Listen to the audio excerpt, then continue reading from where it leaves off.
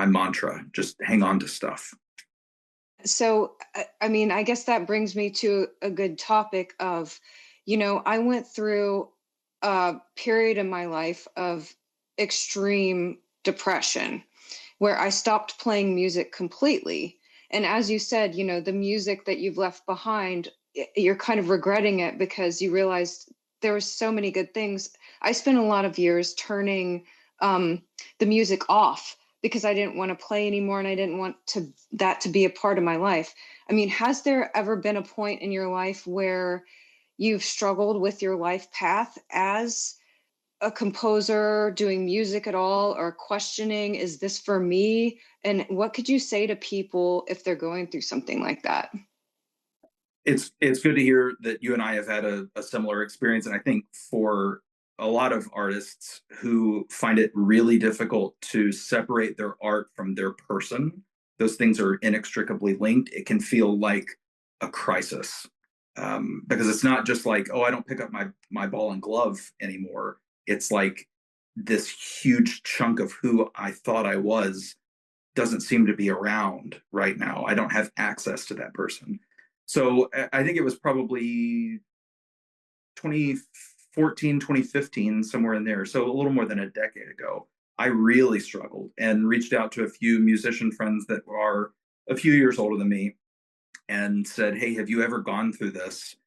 And they said yes. And I felt less crazy because of that and learned to call it my listening season instead of thinking, oh, I'm not a creative force right now. I sort of recontextualized it so that it felt positive. I could listen to stuff, or I could just be receptive to stuff. If I was watching a movie, I could be receptive to the score, without that resulting in me sitting down and writing something new. And it scared me to death. And also, after about a year, I started writing again and I had new ideas. And I felt like that was a really crucial part of me becoming the middle aged musician.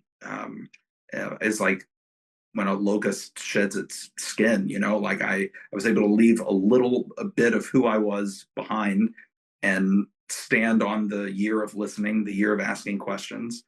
And I think I'm better off for it. So I would say, nobody's ever reached the summit of a mountain if they've stopped climbing. So just keep climbing. And it may take different forms, different shapes.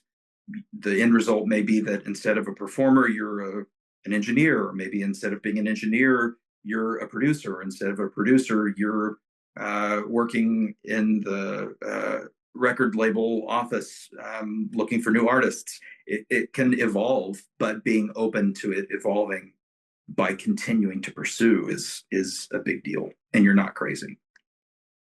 Yeah, I think that's a really good note to end on too, is that, things can come back.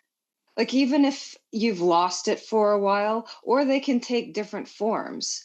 I mean, maybe, things continue to evolve and you return to the thing that you're passionate about and the thing that you love in a completely different capacity. And that's okay. It doesn't have you don't have to lose it completely.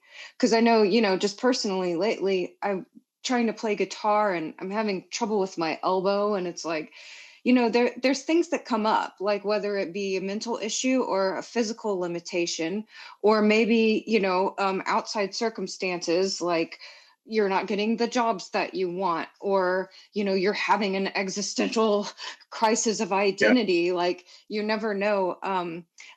I think it's important to mention too, people focus a lot on the outcome in terms of finances, and they think that that is what's going to give them validity and self-worth.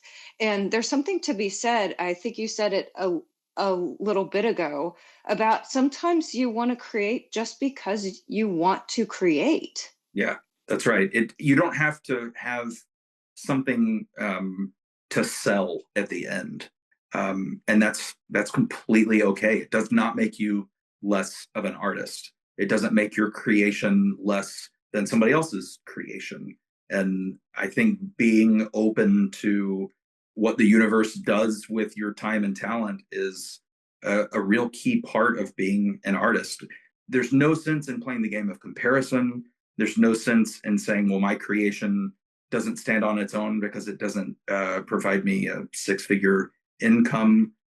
Does your creation feel like you were creating because the universe called you to create?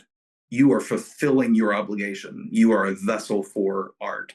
And that by itself truly is enough.